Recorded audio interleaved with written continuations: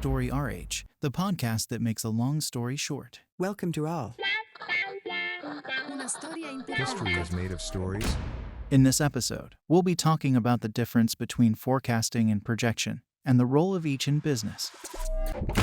If you pay attention to the behaviors of certain financial players, you might wonder if it's actually better to record poor results in line with forecasts rather than to unexpectedly record good results. Sometimes it feels like there's a bonus granted based on the quality of the forecast rather than of the results themselves. Forecasts reassure us because we hate risk and uncertainty, so we let it run the show when we may stand to benefit from instead adopting projection as our response to uncertainty. So, forecasting and projection, what's the story?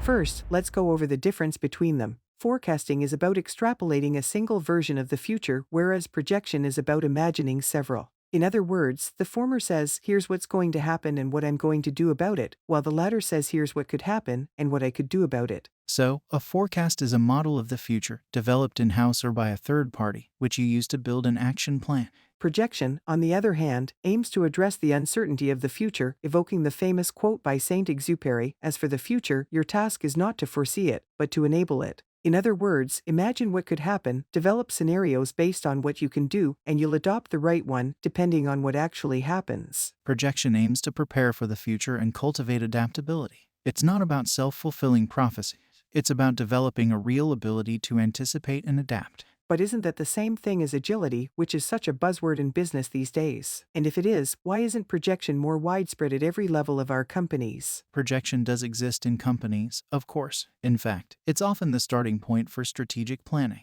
But in organizations where power is deployed in a very vertical fashion, projection is reserved for general management and the executive committee. The executive committee uses projection to inform its strategic decisions. The strategy is then turned into roadmaps for several years, with forecasts for each year that cascade down through the rest of the organization. So, the question we need to ask is, to what extent should we democratize projection at a time when we feel, wrongly or rightly, exposed to an increasingly uncertain future? This takes us back to the issue of autonomy. What level of wiggle room do you leave employees to resolve problems they encounter? In theory, as our constraints become more about risk and uncertainty, we should rely more heavily on a projection-based approach. But to do so, Gaston Berger, the founding father of projection in France, tells us we must see far, wide, and deep, and think about people. That could clash with certain conceptions of a company's purpose as well as power dynamics and organizational methods. And yet, it seems like the obvious conclusion to quite a few changes in HR policy, like the commitment to promoting continuous feedback, for example.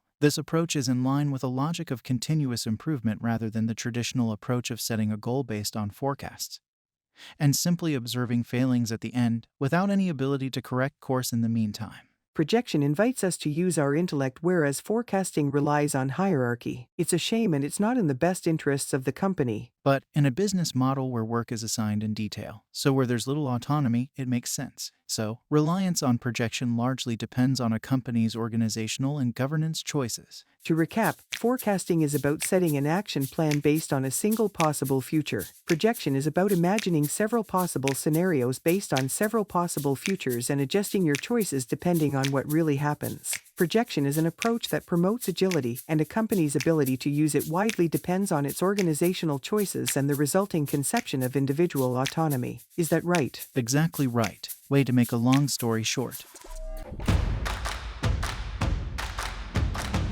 Story RH, the podcast that makes a long story short.